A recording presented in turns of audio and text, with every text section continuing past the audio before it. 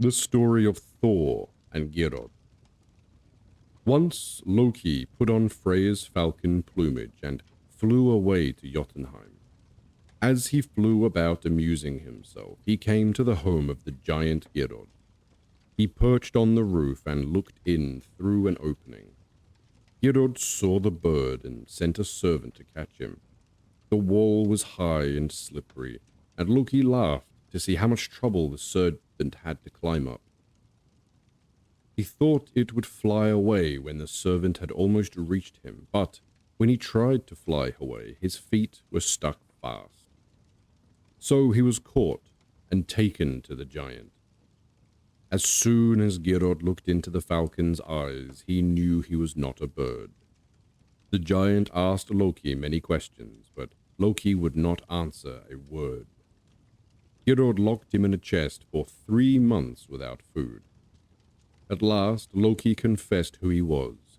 To save his life, he promised to get Thor to come to Geirrod's house without his hammer or his belt.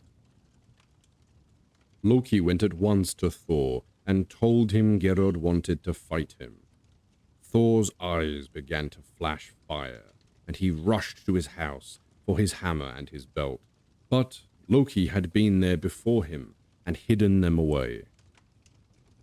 Thor was so angry, he could not wait to find them. Away he went in his chariot to do battle with the giant. On the way he met a giantess who told him that Geirrod was wise and a dangerous giant. She gave Thor her gloves and her staff and her belt of strength. Soon Thor reached a wide river. He put on his belt of strength and plunged into the water. When he reached the middle of the river, the waves went over his shoulders. Thor looked up and saw that Geirrod's daughter was making the waves with her hand. He threw a stone and drove her away. Then he reached the bank, caught a branch, and dragged himself out of the water. When Thor reached Geirrod's house, he was given a room by himself. There was only one chair in the room. Thor sat in the chair. Suddenly, it was lifted up to the roof.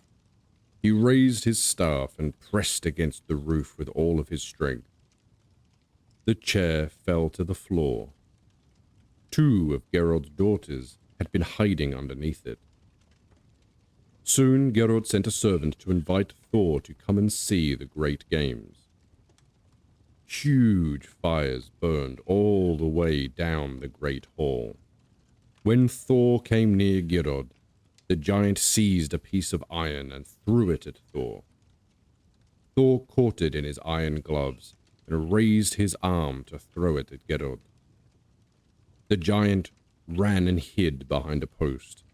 Thor hurled the iron. It went through the post, through Geirrod, through the wall into the ground outside. Thor took the gloves and staff back to the giantess, and he never went anywhere without his hammer again.